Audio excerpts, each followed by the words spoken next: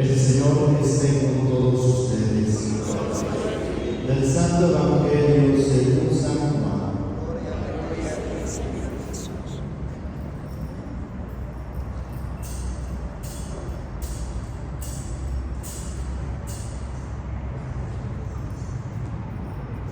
En aquel tiempo Jesús dijo a los judíos: Yo soy el pan vivo que ha bajado del cielo. El que coma de este pan vivirá para siempre. Y el pan que yo les voy a dar es mi carne, para que el mundo tenga vida. Entonces los judíos se pusieron a discutir entre sí: ¿Cómo puede este darnos a comer su carne? Jesús les dijo: Yo les aseguro, si no comen la carne del Hijo del Hombre y no beben la sangre, no podrán tener vida en ustedes. El que come mi carne y bebe mi sangre tiene vida eterna, y yo lo resucitaré en el último día. Mi carne es verdadera comida, y mi sangre verdadera bebida. El que come mi carne y bebe mi sangre permanece en mí y yo en él. Como el Padre que me ha enviado posee la vida, y yo vivo por él. Así también el que me come vivirá por mí. Ese es el pan que ha bajado del cielo. No es como el maná que comieron sus padres, pues murieron. El que coma de este pan vivirá para siempre. Palabra del Señor. Tomen asiento, por favor. Ya hoy es el cuarto domingo que venimos escuchando el capítulo 6 del Evangelio de San Juan, el discurso del pan de vida. Todavía el próximo domingo la liturgia nos va a proponer este discurso. Algunos se van a escandalizar y muchos van a abandonar a Jesús. Y si nosotros nos regresamos al inicio de este capítulo, el capítulo 6 inicia con la multiplicación de los panes. Pero les decía en esa ocasión, Jesús multiplica los panes no como un milagro más, sino como un signo y la prefiguración de la Eucaristía. Pero ¿en qué momento lo hace? ¿Qué están experimentando la comunidad o la multitud para que Jesús haya hecho esta multiplicación de los panes? Empezó a experimentar el hambre. Cuando la multitud experimentó el hambre, Jesús hace desde luego esta multiplicación de los panes. Ya desde ahí podemos reflexionar cómo me tengo que presentar a la Eucaristía con hambre. Si no me presento con hambre de Dios, no le voy a encontrar sentido a esto. Muchos de ustedes son padres de familia. Muchos de ustedes fueron por sus hijos cuando iban al kinder o a la primaria, y a la salida solían vender comida chatarra, palomitas, chicharrines, refrescos, paletas, bolis. ¿Qué pasaba cuando el papá o la mamá, los servidores, sí, hijito, mira, te voy a comprar unas papitas para que te las vayas comiendo? Y llegando a casa, les decían: hijo, vente a comer. El hijo quería comer, ya no quería comer, ya no quieren comer los hijos, porque han saciado esa hambre, porque ya no tienen hambre. ¿Cuántos de nosotros venimos así, sin hambre, o saciados con un alimento chatarra? El pan del dinero, el pan de la lujuria, el pan de los vicios, el pan del adulterio, el pan de la mentira, el pan de la ira. Por eso cuando el sacerdote dice: ese es el Cordero de Dios que quita el pecado del mundo, como el niño chiquito que ya come sus palomitas y ya no quiere comer. Pero si hacemos esta analogía, el hecho de que el niño o la niña ya no experimente el hambre no es garantía de que esté bien nutrido, no es garantía de que eso que comió le va a fortalecer el cuerpo. No necesitamos de muchos conocimientos para darnos cuenta que un estilo de vida así, al niño o a la niña, en muy poco tiempo va a tener una enfermedad, va a tener problemas de de salud severa. Lo mismo sucede cuando nosotros venimos ya con nuestro alimento chatarra. Eso, el que no experimentemos el hambre no es garantía de que nuestra vida vaya bien, de que nuestro matrimonio vaya bien, de que nuestra vida espiritual esté bien alimentada. Así como el niño o la niña en un futuro se va a enfermar, si muchos de nosotros podemos enfermarnos, la enfermedad desde luego más evidente es el pecado. Y el pecado nos va a dañar en muchas áreas de nuestra vida. Por eso se nos presenta a Jesús como el pan que da vida. Hoy el Papa Francisco del Año nos hablaba de dos palabras. La primera palabra habla del asombro. Hemos perdido ya el asombro de la Eucaristía. Ya no nos asombramos por la Eucaristía. Ya no nos asombramos por ese milagro eucarístico. Yo les aseguro que muchos de nosotros, me incluyo, muchos de nosotros ya es tan cotidiano la Eucaristía que ya no nos asombramos, que queremos ver cosas sobrenaturales. Pero ¿qué pasa si luego a la hora de reflexionar la hostia comienza a salir sangre? Ahí sí nos vamos a sorprender, ahí sí vamos a admirarnos. Pero ¿será necesario que suceda eso para poder creer? Creo que no. Creo que no es necesario hacer eso. No es necesario ver eso para poder creer. Porque Jesús no se manifiesta en lo extraordinario. Jesús se manifiesta en lo ordinario de nuestra vida. Por eso ha tomado nuestra condición humana para manifestarse en nuestra vida cotidiana. Si Dios te quisiera revelar desde algo extraordinario, hubiera hecho muchas apariciones, hubiera hecho muchos signos, pero Dios se manifiesta desde lo más ordinario. Por eso, este discurso a los judíos les causa, desde luego, dudas, les causa incluso hasta reproche, rechazo, porque en la mentalidad judía, lo que era la sangre se contemplaba desde dos aspectos. Un aspecto negativo, el pecado, la impureza, y un aspecto positivo, la pureza y la gracia. El aspecto negativo, un judío no podía tener contacto con una herida, o tener contacto con la sangre o la herida de otra persona, porque quedaba impuro, porque quedaba manchado, porque ya era considerado una persona pecadora. Por eso decían, ¿cómo nos va a dar de beber su sangre? Vamos a quedar impuros, vamos a quedar pecadores. Por eso no es posible. Pero viene otro aspecto, el aspecto positivo, que es donde Jesús desde luego pues quiere entablar, quiere relacionar el Antiguo Testamento con el Nuevo Testamento, el sacrificio.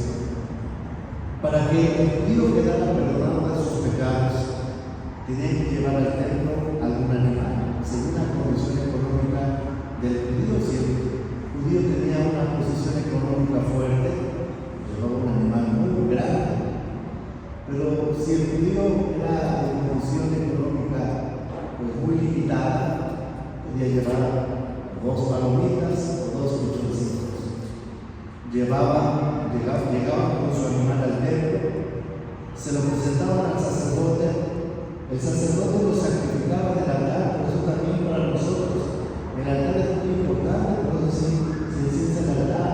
Por eso el sacerdote besa el altar al inicio y al final, porque es donde se va a derramar la sangre de Cristo. El sacerdote hacía el sacrificio del animal, derramaba por todo el altar la sangre. Había algunos ritos, algunos casos donde esa sangre se recogía y se derramaba sobre la persona, y por eso quedaban purificados de sus pecados. Cuando Jesús se presenta como el Cordero, nos dice, ya no es necesario que tú traigas un animal, ya no es necesario que tú presentes una ofrenda, porque ahora que se va a sacrificar, Por eso es la sangre. Ese es el Cordero de Dios que quita el pecado del mundo. Aquel que se sacrifica en el altar. Aquel que derrama su sangre por cada uno de nosotros. Dios no nos puede proporcionar una vida más fácil, más cómoda. Imagínense que siguiéramos en el Antiguo Testamento. Tendríamos que tener cada 8 días un animal para poder ser glorificado. Algunos tendríamos que traer más animales por nuestros pecados, ¿verdad? Pero Dios nos pone algo muy sencillo, algo muy fácil. Dios nos quiere evitar esa fatiga. Ahora Él se presenta como el Cordero que va a alimentar, nos va a alimentar a cada uno de nosotros. Por eso dice: el que come mi cuerpo y bebe mi sangre, ese tendrá la vida eterna, porque somos y formamos parte de un solo cuerpo. Y esto lo debemos entender así: el pecado, por más que lo queramos justificar, por más que digamos, no, esto no afecta nada, eso no tiene que ver con nadie, el pecado es pecado y el pecado va a lastimar a cualquier persona.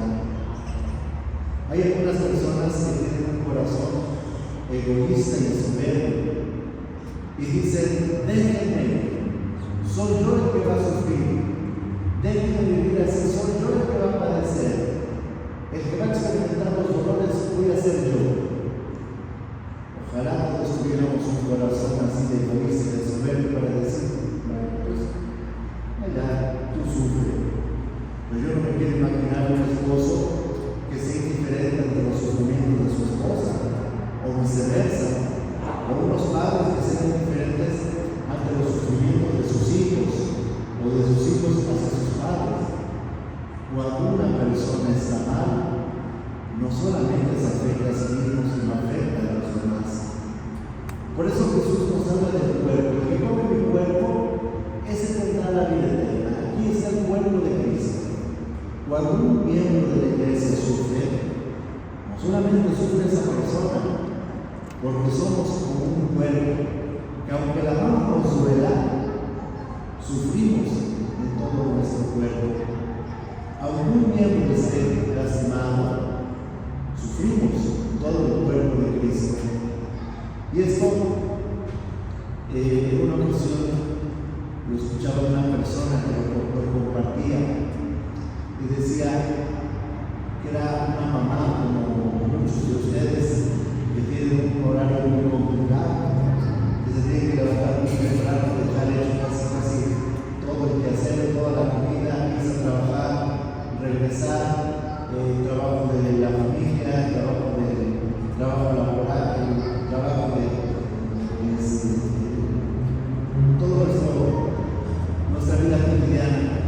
Y decía esta persona: cuando yo llegaba a casa, una mujer, una mamá, cuando yo llegaba a casa era escuchar o seguir escuchando muchos problemas. Yo decía: todavía soportar el tráfico de la ciudad, todavía con los problemas del trabajo, y todavía llegar a casa y darme cuenta que el niño no hizo la tarea, que el niño se portó mal, que el esposo ya se enojó porque llegué tarde. Si todavía hacen soportar todo eso. Pero decía: comprendo ahora el Evangelio y comprendo eso de que cura mi cuerpo y de mi sangre tiene vida eterna. Y sobre todo, comprendo las palabras del sacerdote: esto es mi cuerpo, esta es mi sangre, que será entregado por ustedes. Y decía esta persona: cada vez que yo llego a casa, decía, no me burlo de la consagración, pero cada vez que yo voy a meter la llave a la chapa para abrir la puerta, yo ya sé lo que me voy a encontrar allá adentro. Y mis palabras son: esto es mi cuerpo, esto es mi sangre. Tome mi cuerpo, tome mi sangre, porque yo sé que lo que me voy a enfrentar va a ser para entregarme, para dar vida a los demás. Y decía la otra persona: es cierto, es una perfecta analogía de lo que Jesús hizo en la cruz. Si nosotros vemos el rostro de Jesús, y lo dice la misma Sagrada Escritura, ya no tenía apariencia de hombre, Y aún así, en la cruz, Él sigue dando, se sigue dando. En la cruz no vemos a un Jesús alegre, no vemos a un Jesús furioso, fuerte. En la cruz vemos a un Jesús débil, a un Jesús sufriente, a un Jesús que está padeciendo, pero que aún así entrega su cuerpo y con su cuerpo sigue dando vida. Y es entender esto: cuando nosotros comulgamos, tenemos la vida de aquel que nos participa, de aquel que es principio de vida. Y cuando nosotros tenemos ese principio de vida, eso es lo que vamos a compartir con los demás. Por eso esa persona decía: todo es mi cuerpo, ese es mi cuerpo, esa es mi sangre, y me doy para los demás. Porque cuando uno tiene este principio de vida, va a ser lo único que va a compartir, es el cuerpo, es la fortaleza, es la unidad dentro de su iglesia. Y esto nos tiene que llevar también a entender cómo nos estamos preparando para recibir el sacramento de la Eucaristía. Nos preparamos para hacer nuestra primera comunión. Algunos medios nos preparamos, ¿verdad? No nos preparamos al 100, pero no nos preparamos para nuestra última comunión, pero no nos preparamos para el viaje, para la vida eterna. A veces como que la apostamos, ¿no? Que tenemos una fecha de caducidad, y que nuestra fecha de caducidad es muy prolongada, que a veces decimos: no, así estoy bien. Entonces no hay que confiar. ¿Cómo nos estamos preparando? Siempre en la Eucaristía, como a la hora de la comunión, concretamente les digo: quienes estén preparados, hacemos una fila en cada pasillo. Quienes estén preparados, no digo pasen todos, quienes estén preparados. Eso que se entiende, aquellos que se han en la gracia, aquellos que se han confesado, aquellos que han participado de la Eucaristía. Y en una ocasión me decía una persona: madre, ¿y no se supone que si voy a pasar a comulgar tengo que estar preparado? Y le digo: sí, se supone para algunos, pero no para todos, queda claro. Porque ¿cuántos de nosotros pasamos a comulgar sin tener una mínima conciencia de lo que estamos recibiendo? Sin tener una misma conciencia del pan eucarístico que estamos recibiendo.